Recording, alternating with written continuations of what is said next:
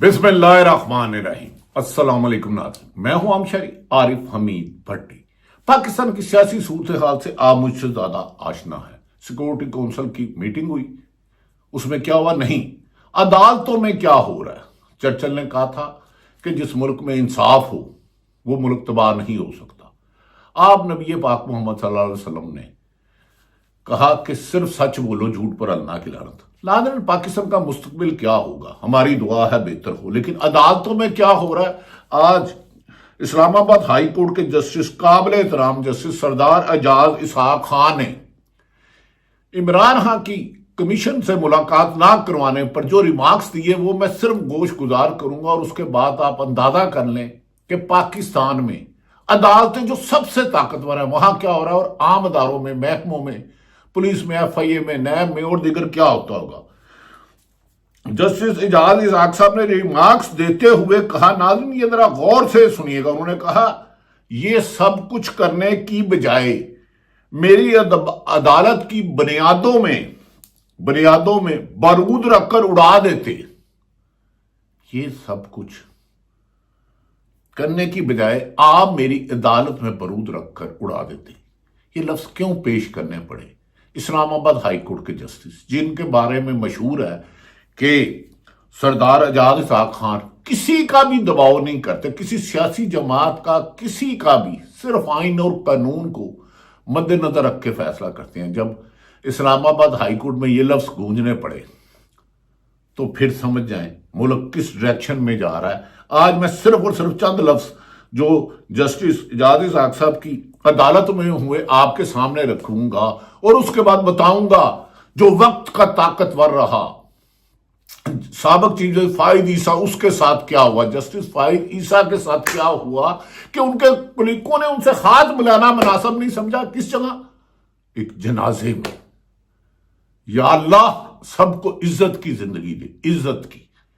जो अच्छे फैसले कहते हैं तारीख में जिंदा रहते हैं। हम असल तरफ आ जाते हैं। इस्लामाबाद हाई कोर्ट में नाज़रीन, बानी PTI के मुकदमात में वकील मिशाल यूसुफ को डैला जेल के अंदर दाखिला ना देने पर तौहीन अदालत की केस के समाअत के दौरान डिप्टी रजिस्ट्रार को इस्लामाबाद हाई कोर्ट सुल्तान महमूद अदालत में पेश हुए। इस मौके पर इस्लामाबाद हाई कोर्ट के सीनियर जज जस्टिस सरदार एजाज इसहाक खान ने केस दूसरे बेंच को मुंतकिल करने पर डिप्टी रजिस्ट्रार को तलब किया था। जो कुछ हुआ है क्या आप इसमें मुलव्वस है? जज साहब सवाल करते हैं। एडवोकेट जनरल इस्लामाबाद जस्टिस सरदार एजाज इसहाक की अदालत में वो भी पेश हुए। केस की मुंतकली पर जस्टिस एजाज इसहाक साहब ने फरमाया, ये मुतफरका दरख्वास्त किस कानून के तहत दायर की गई? ये मुतफरका दरख्वास्त किस कानून के तहत दायर की गई? क्या रियासत जज की मर्जी के बगैर केस लार्जर बेंच को मुंतकिल करने की हमायत करती है? जज साहब का सवाल। ये करने की बजाय, नाज़रीन ये लफ्ज सुनिएगा, एक तो जाफर एक्सप्रेस में ब्लास्ट हुआ, वो दुश्मन मुल्क भारत ने कराया, लेकिन जज साहब क्या फरमाते हैं?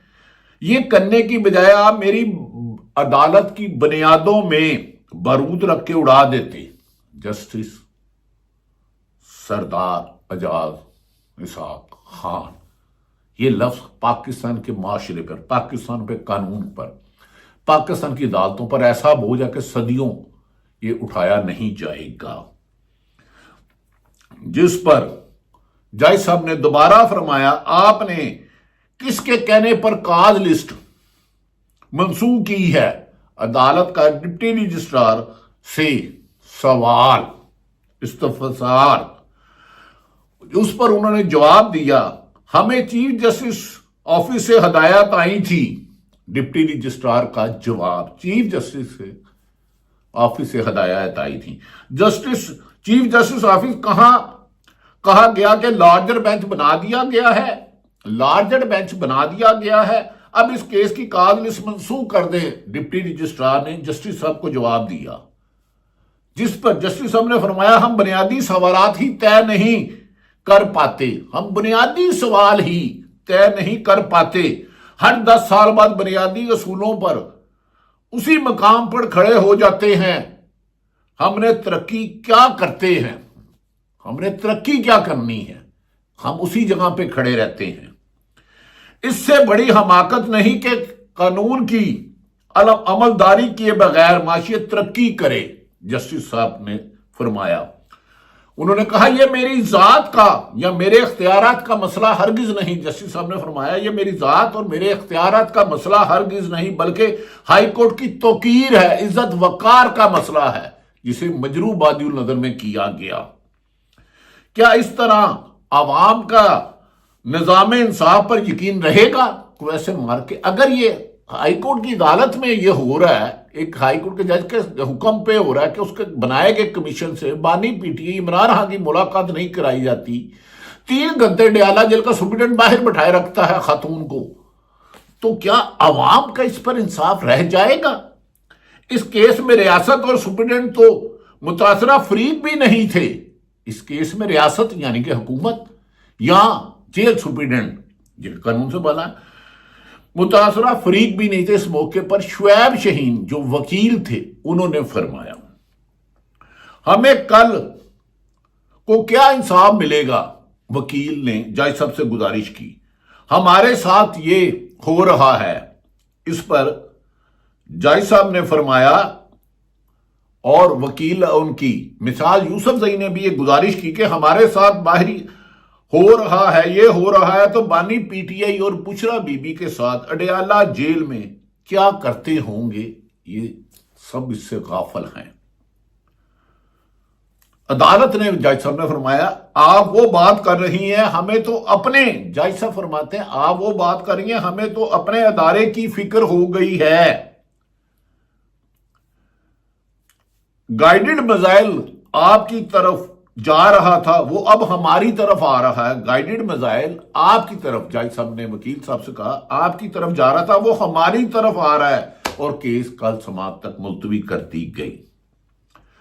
ناظرین، جسٹس اعجاز اسحاق خان کے یہ ریمارکس تاریخ کا حصہ بن گئے ہیں، حکومتیں آتی جاتی رہتی ہیں، لوگ آتے جاتے رہتے ہیں، جسٹس منیر بھی آئے، جسٹس فائد عیسیٰ بھی آئے، جسٹس سجاد علی شاہ پر بھی حملہ ہوا، جسٹس قیوم اللہ تعالیٰ ان کے درجات بلند کرے، انہیں بھی شہباز شریف نے ٹیلی فون کر کے کہا بڑے میاں صاحب سزا کہتے ہیں، لیکن انصاف کرنے والے تاریخ میں زندہ رہتے ہیں، اور ظلم کرنے والے کا مقدر رسوائی ہوتا ہے، وقت کا تعین اللہ کرتا ہے۔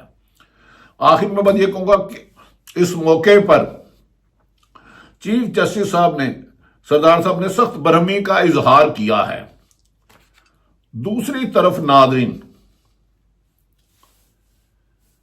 جسٹس سپریم کورٹ کے چیف جسٹس جو 2 نمبر پہ تھے جنہیں کراس کیا گیا، پہلے نمبر پہ سپریم کورٹ کی سینیٹری میں چیف جسٹس بننا تھا منصور علی شاہ نے، دوسرے پہ جسٹس منیب اختر صاحب نے، ان کے سسر انتقال کر جاتے ہیں، خالد انور غالباً ان کا نام ہے، تو متی اللہ جان نے ایک سوال کیا ہے، ان کا جنازہ تھا، ادھر سابق justice chief justice Saqib Nisar, justice منیب اختر، دیگر جج صاحبان، وکلا اور تمام شعبہ فکر کے لوگ آئے تھے۔ انہوں نے کہا کہ جسٹس فائد عیسیٰ سابق نے جسے بلے کا نشان چھینا، جس نے شہید ارشد شریف کے کیس پر سنوائی نہیں کی، ان سے کسی نے ہاتھ نہیں ملایا، وہ دھوپ میں کھڑے تھے متی اللہ جان کے مطابق، تو کسی نے کہا کہ جسٹس صاحب کو کہ چھاؤں میں آئے، انہوں نے کہ ادھر ہی کھڑا رہنے دے، ہم نے ان سے نہیں ملنا۔